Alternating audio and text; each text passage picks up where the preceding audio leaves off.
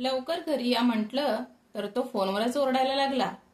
मी येईपर्यंत जागी राहा आणि मी आल्यावर गरमागरम चपात्या तयार कर. मी गार जेवण खाणार नाही, असे प्रदीप फोनवरच मोठ्याने ओरडत म्हणाला. पण तुम्हाला वेळेचे भान सुद्धा ठेवायला हवं. यावेळी तुम्ही घराच्या बाहेर कोणते महत्वाचे काम करत नाही आहात, तर तुम्ही मित्राबरोबर मज्जा करत आहात. मी अजून थोडा वेळ तुमची वाट पाहीन, नाहीतर मी झोपून जाईन, असे संगीता स्पष्टच म्हणाली. रात्री बरोबर 1 वाजता प्रदीप घरी आला. फ्लॅट होता त्यामुळे भीतीचं कारण नव्हतं. 24 तास वॉचमॅन होते, त्यामुळे संगीताने मेन डोर आतून लॉक केलं नव्हतं. प्रदीप दरवाजा उघडून आतमध्ये आला.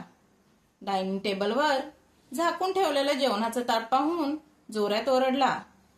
संगीता, उचल हे जेवण आणि परत गरम करून घे. त्याच्या आवाजाने संगीताला जाग आली नाही, पण प्रदीपची आई मात्र तिच्या रूममधून बाहेर येऊन म्हणाली, सुनबाई केव्हा झोपली आहे, इकडे आण ताट, मी जेवण गरम करून घेऊन येते. सुनबाईला तर तुझी काळजीच नाही. नवऱ्याने काही खाऊ दे की नको, पण ही महाराणी खाऊन पिऊन मस्त आरामात झोपली आहे. आता मलाच या वयात माझ्या मुलाची काळजी घ्यावी लागणार. प्रदीपची आई संध्याताई आपल्या मुलाला समजवण्याऐवजी त्याला अजूनच भडकवत होत्या. प्रदीप रागाने लाल झाला आणि संगीताजवळ गेला. झोपलेल्या संगीताचा हात ओढून तिला उठवलं आणि एक जोरात कानशिलात तिच्या गालावर मारली आणि म्हणाला, मी तुला सांगितलं होतं ना माझी वाट पाहायला, मग तू काय झोपलीस? तू नवऱ्यासाठी गरम जेवण सुद्धा बनवू शकत नाहीस का? हेच संस्कार दिले आहेत का तुझ्या आईवडिलांनी? जा आत्ताच्या आत्ता जेवण गरम करून आण. रात्री 12:30 वाजेपर्यंत मी तुमची वाट पाहत होते. त्यानंतर मी गरम चपात्या बनवून ठेवल्या होत्या. आज कामवाली बाई पण आली नव्हती. मुलांच्या परीक्षाही चालू आहेत, त्यांचा पण अभ्यास घ्यावा लागतो, त्यामुळे मी आज खूपच थकली होती. जर तुम्ही यावेळी बाहेरून कष्ट करून आला असता तर मीही तुमची वाट बघत थांबले असते. पण तुम्ही तर मित्राबरोबर ड्रिंक करून स्टार्टरच्या नावाखाली भरपूर काही खाल्लं असेल आणि मग सगळं जेवण करूनच यायचं होतं ना. उगाच रात्री 1 वाजता तमाशा करण्यात काय अर्थ आहे? रोज रोज तुमची वाट पाहून मी थकून जाते. माझ्या तब्येतीवर पण त्याचा फरक पडू लागला आहे, संगीता म्हणाली. मग परत प्रदीपने संगीताच्या गालावर एक जोरात कानशिलात मारली आणि म्हणाला, तुला समजत नाही का मी काय म्हणत आहे? परत एकदा जेवण गरम करून वाढ आणि चपात्या गरम बनव, नाहीतर तुझ्या भावाला फोन लावेन. आता मात्र संगीताच्या डोळ्यातून पाणी वाहू लागले. तेव्हा संध्याताई म्हणाल्या, सुनबाई, तुझं रडणं झालं असेल तर पटापट माझ्या मुलाला जेवायला वाढ. बिचारा दिवसभर बाहेर काम करून थकून घरी येतो. तुझं आणि तुझ्या मुलांचं पोट भरतो आणि त्या बदलात तुझी किटकिट ऐकून वैतागून त्याने तुझ्यावर हात उचलला. त्यात एवढं रडायला काय झालंय? एवढ्यात संगीताची छोटी नणंद साक्षी रूममधून बाहेर आली आणि म्हणाली, काय वहिनी, काय हा तुमचा रोजचा तमाशा असतो? आरामात धड झोपायलाही मिळत नाही. आता पटकन किचनमध्ये जाऊन 2 मिनिटात जेवण वाढ, नाहीतर परत एकदा दादा तुमची चांगलीच धुलाई करेल. संगीता डोळ्यातलं पाणी पुसत डायनिंग टेबलवर ठेवलेलं ताट घेऊन किचनमध्ये गेली. चपातीसाठी परत कणिक मळलं. गॅसवर भाजी गरम करायला ठेवली. बाळा, लवकर घरी येत जा ना. आणि घरी येताच सुनबाईला 2 वेळा कानाखाली वाजवलीस. अरे, एकाच दिवसात सगळी कसर पूर्ण करणार आहेस का? जर सुनबाई सगळं सोडून तिच्या माहेरी निघून गेली तर? तुझ्या बहिणीचं अजून लग्न व्हायचं आहे आणि अशा गोष्टी वाऱ्यासारख्या पसरतात, संध्याताई म्हणाल्या. ज्यांनी पहिल्यांदा आग लावली त्याच आता आग विझवण्याचा प्रयत्न करत होत्या. तेव्हा प्रदीप म्हणाला, कुठे जाणार नाही ही? बाप तर राहिला नाही.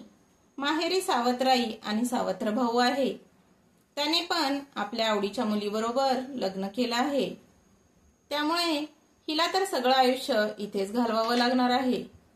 लग्न झालं तेव्हा तूच म्हणाली होतीस की बायको बरोबर दबाव ठेव, नाहीतर ती डोक्यावर बसेल. या अगोदर पण तिच्यावर कितीतरी वेळा हात उचलला आहे. तेव्हा संध्याताई म्हणाल्या, तू जर तिला असंच मारत राहिलास आणि तिला जर दुखापत झाली तर घरातली कामं कोण करणार? मला तर आता घरातली कामं होत नाही. जेव्हापासून हिची वहिनी आली आहे तेव्हापासून आठवड्यातून 1-2 वेळा तिच्या माहेरून फोन येतो. बोलता बोलता सुनबाईने 1चे 2 करून सांगितले तर. एवढ्यात संगीता गरम जेवण घेऊन आली. प्रदीपने एक घास खाल्ला आणि ताट उचलून जमिनीवर फेकून दिलं.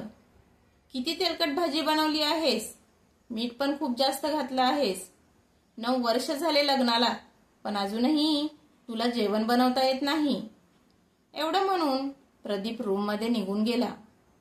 जर पोटामध्ये जागाच नसेल तर भरलेलं ताट पण कसं आकर्षित होईल. नेहमीप्रमाणे संगीता साफसफाई करू लागली. सासूबाई आणि नंदबाई त्यांच्या रूममध्ये निघून गेल्या. प्रदीप नेहमीच संगीताबरोबर असा व्यवहार करत होता. संगीता आणि प्रदीपच्या लग्नाला 9 वर्षे झाले होते. त्यांना 8 वर्षाचा मुलगा आणि 5 वर्षाच्या मुलीचे आई बाबा होण्याचे सौभाग्य प्राप्त झाले होते. प्रदीपच्या वडिलांचा स्वर्गवास झाला होता. त्यांच्यावर त्याची आई आणि 2 छोट्या बहिणीची जबाबदारी होती. एका बहिणीचं लग्न त्याने 3 वर्षापूर्वीच केलं होतं. आता छोटी बहीण साक्षी लग्नाची झाली होती. संगीता जेव्हा 4 वर्षाची होती तेव्हा तिच्या आईचा एका गंभीर आजारामुळे मृत्यू झाला होता. तेव्हा तिच्या वडिलांनी दुसरं लग्न केलं होतं. सावत्र आई संगीताबरोबर सामान्य व्यवहार करत होती, पण मुलगा झाल्यानंतर ती मुलावरच लक्ष देऊ लागली. ग्रॅज्युएशन कंप्लीट झाल्यानंतर संगीतासाठी प्रदीपचं स्थळ आलं होतं. संगीताच्या वडिलांनी प्रदीपबद्दल जास्त चौकशी केली नव्हती. फक्त त्याच्याजवळ स्वतःचं घर आणि चांगली नोकरी होती. संगीताच्या वडिलांसाठी एवढंच भरपूर होतं. प्रदीप आणि संगीताच्या लग्नानंतर संध्याताईंनी विचार केला, सुनबाई आल्यानंतर त्यांचं महत्त्व घरात आणि मुलाच्या आयुष्यात कमी होईल. म्हणून त्या आपल्या मुलाला नेहमी बायकोवर दबाव ठेवण्यासाठी सांगत होत्या. त्या म्हणत होत्या, बायकोला जास्त महत्त्व देऊ नकोस, नाहीतर ती डोक्यावर बसेल. संध्याताई मुलाला आणि सुनेला एकत्र वेळ घालू देतच नव्हत्या. नेहमी घरातल्या कामात सुनेला बिझी ठेवत होत्या, म्हणजे नवरा बायको एकत्र येणार नाहीत. प्रदीप लग्नानंतरही आपल्या मित्राबरोबरच जास्त वेळ खाण्यापिण्यात घालवत होता. रोज रात्री उशिरा घरी येत असे. संध्याताई मुलाला समजवण्याऐवजी मुलाला सुनेविरुद्ध भडकवत होत्या. संगीता घरातील मोलकरीण बनून राहिली होती. खरंच म्हणतात ना, पुरुष जर हलक्या कानाचा असेल तर कधीच त्याचा संसार व्यवस्थित होत नाही. जर सासू आपल्या मुलाला सुनेबरोबर पाहू शकत नाही तर गावोगावी जाऊन त्याच्यासाठी मुली का शोधत असते, त्याचं लग्न का करते. मुलं झाल्यानंतर संगीताचा वेळ जास्तीत जास्त मुलाचे संगोपन आणि घरकाम करण्यातच जात होता. तरीही रोजच नवऱ्याकडून कोणत्या ना कोणत्या कारणावरून तिला मारझोड होत होती. तिला माहित होतं, आपल्या माहेरी वडील नाहीत, आपली सावत्र आई आहे. आणि तिने देखील संगीताच्या लग्नाच्या वेळी तिला सांगितलं होतं की आनंदाने 2-4 दिवस माहेरी आलीस तरच माहेरचे दरवाजे तुझ्यासाठी उघडे असतील, नाहीतर माहेरी तुझ्यासाठी जागा नाही. संगीता आपल्या मुलांच्या भविष्याचा विचार करून सर्व त्रास सहन करत होती. परंतु तिचा आत्मविश्वास पूर्णपणे तुटून गेला होता. आता तिच्यामध्ये हिंमतच नव्हती की चुकीच्या गोष्टीविरुद्ध आवाज उठवावा. ती पूर्णपणे हताश झाली होती. अशातच एक दिवस संगीताला तिच्या मधुरा वहिनीचा फोन आला. नमस्कार ताई, तुमचा आवाज ऐकून असं वाटतं की तुम्ही खूप त्रासात आणि दुःखी आहात. त्यावर संगीता म्हणाली, नाही वहिनी, मी ठीक आहे. पण मधुराने संगीताच्या आवाजावरून तिला होणारा त्रास ओळखला होता. म्हणून मधुरा म्हणाली, ताई, मला तुमची छोटी बहीण समजा. मग बहिणीच्या नात्याने तुम्हाला काही त्रास असेल तर तुम्ही मला सांगू शकता. मला शक्य झाले तर मी तुमच्यासाठी काही करू शकते. कारण माझ्या लग्नाच्या वेळी भाऊजी आणि तुमच्या सासूबाईंना तुमच्यावर अपशब्दाचा वापर करून ओरडताना मी स्वतः ऐकलं होतं. म्हणूनच मी स्वतः समोरून फोन करून तुमची चौकशी करत आहे. त्यांचे तुमच्यासोबतचे वागणे आणि बोलणे पाहून मला असे वाटते की तुमच्या सासरची मंडळी तुम्हाला खूप त्रास देतात. जर खरंच तसं काही असेल तर तुम्ही निसंकोच होऊन मला सांगू शकता. जर तुमच्याबरोबर काही चुकीचं होत असेल आणि त्याविरुद्ध तुम्हाला आवाज उठवता येत नसेल तर तुम्ही मला सांगू शकता. तुम्ही असा विचार करू नका की तुमचे बाबा राहिले नाहीत आणि दादा वहिनी तुमची अडचण समजून तुमची जबाबदारी उचलणार नाहीत. असे काही नाही. आम्ही सदैव तुमच्या सोबत आहोत. मधुराचे एवढे बोलणे ऐकताच संगीताचं मन भरून आलं. मग तिने लगेचच तिला 9 वर्षापासून होणारा नवऱ्याचा आणि सासूबाईचा त्रास मधुराला सांगितला. काही दिवसानंतर संगीताच्या मोठ्या नंदेचे डोहाळे जेवण होते. तिला भेटवस्तू देण्यासाठी संध्याताईंनी संगीताला तिच्या आईची शेवटची आठवण म्हणजे तिच्या आईच्या कानातले झुमके होते. ते झुमके सासूबाईंनी नंदेच्या डोहाळे जेवणाला भेटवस्तू म्हणून देण्यास सांगितले.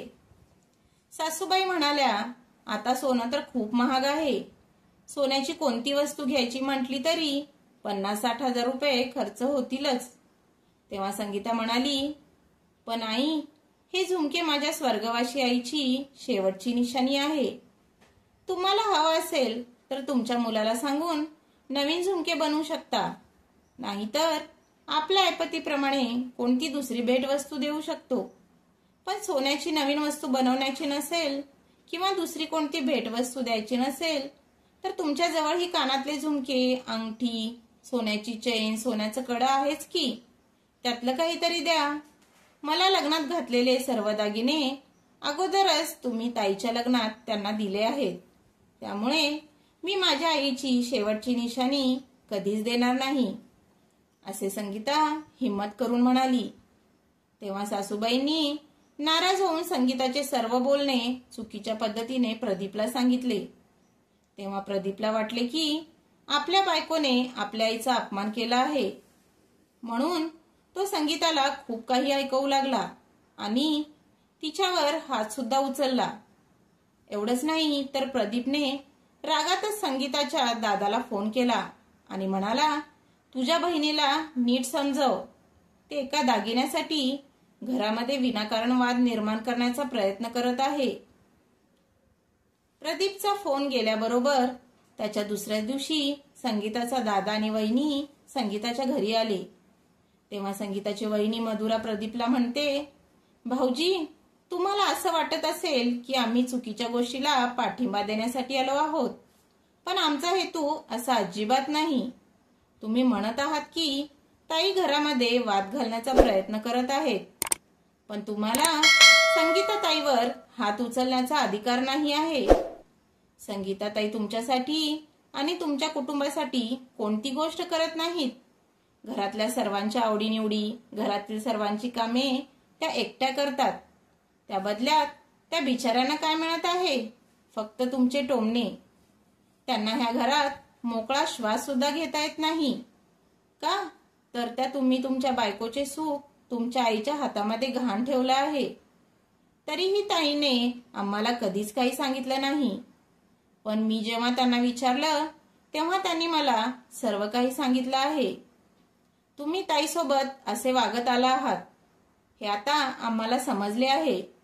म्हणून मी आता तुम्हाला पहिले आणि शेवटचे सांगते, इथून पुढे कधी ताईवर हात जरी उचलण्याचा प्रयत्न केलात तर आम्ही तुमच्या विरुद्ध घरेलू हिंसा केली म्हणून तक्रार दाखल करू. आम्हाला आमच्या ताईचा संसार मोडायचा नाही. पण तुम्ही लोक तुमची हद्द विसरलात.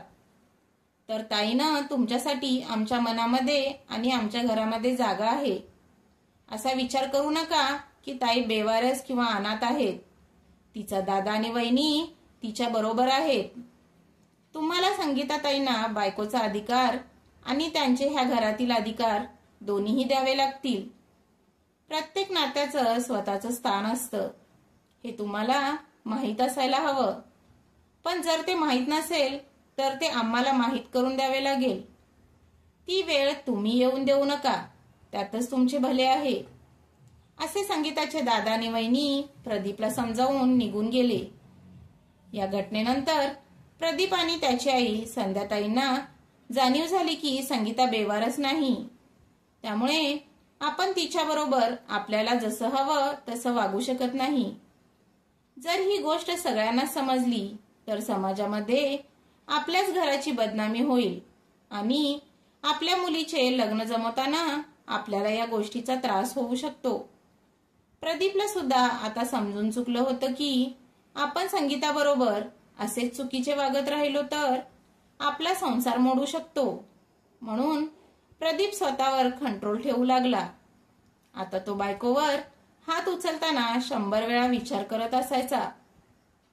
जर मुलीला सासरी त्रास होत असेल तर माहेरच्या लोकांनी ढाल बनून तिच्याबरोबर उभं राहायला हवं. सासरच्या लोकांना समजवायला हवं. वेळ पडली तर कायद्याची मदत पण घ्यायला हवी आणि आपल्या मुलींना चुकीच्या विरुद्ध आवाज उठवायला नक्की शिकवा. आणि त्यांना मदत हवी असेल किंवा तुमच्या पाठिंब्याची गरज असेल तर त्यासाठी स्वतःहून पुढे जा. तर मित्रांनी मैत्रिणींनो, तुम्हाला आजची ही कथा कशी वाटली ते आम्हाला कमेंट बॉक्समध्ये कमेंट करून नक्की कळवा. आणि जर काही कथा आवडली असेल तर कथेला लाईक करा आणि शेअर करा. धन्यवाद.